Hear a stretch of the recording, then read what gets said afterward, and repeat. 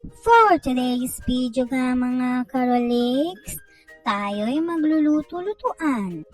Meron nga tayong napanood na video at bigla nga akong natakam. So ayun, napaluto na rin tayo ng pininyahang manok. Napakadali nga lang lutuin nun nung nakita ko dun sa video niya. First time ko nga magluto ng pininyahang manok.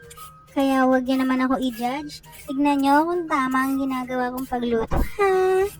Dito nga at nagbabalat na nga tayo ng carrots pang sahog natin sa pininyahang manok. Dito nga tapos na natin balatan yung carrots at hinihiwa na natin siya ng maliliit.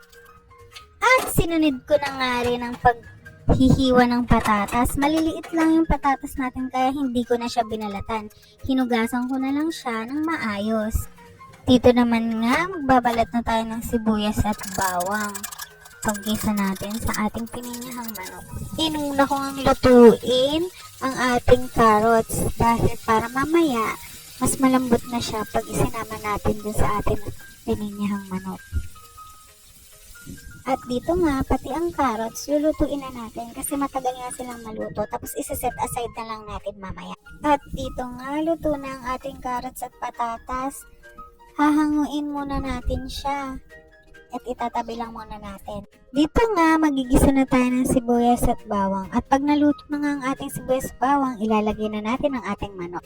Dito nga ay nailagay na natin ang ating manok. Chicken breast po pala yung ginamit natin dyan. At lutuin lang natin ng maigi. Luto na nga ang ating manok at pwede na nga natin ilagay ang ating patatas kanina na prinito. At dahil nga pininyahang manok to, nilalagay na natin ang ating pinya. Pineapple tidbits po pala yung gamit natin. Tatlong sachet po ng pineapple tidbits ang nilagay natin. Kasama na rin dyan yung kanyang sabaw.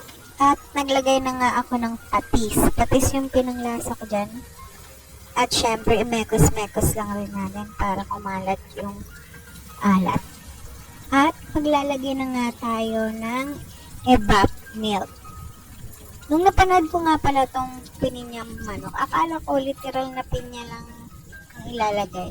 Ilalagyan pala nila ng evap. First time ko talaga magluto ng ganito.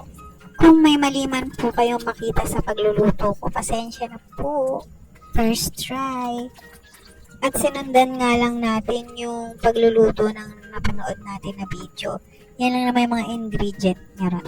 Takpan muna natin at hintayin nga natin kumulo. Ito nga at kumukulo na nga siya. Patutuyuin lang natin siya ng bahagya. Halu-haluin lang natin. At ayan nga, mukhang luto na siya. Natatakam ng inyong Ate Blin. Dahil nag-success tayo sa ating cravings. Dito na nga nagtatapos ang ating video. Sana nagustuhan niyo po yung video na ito. Huwag niyo pong kalimutan na mag-follow, mag-like, at mag-share. Bye!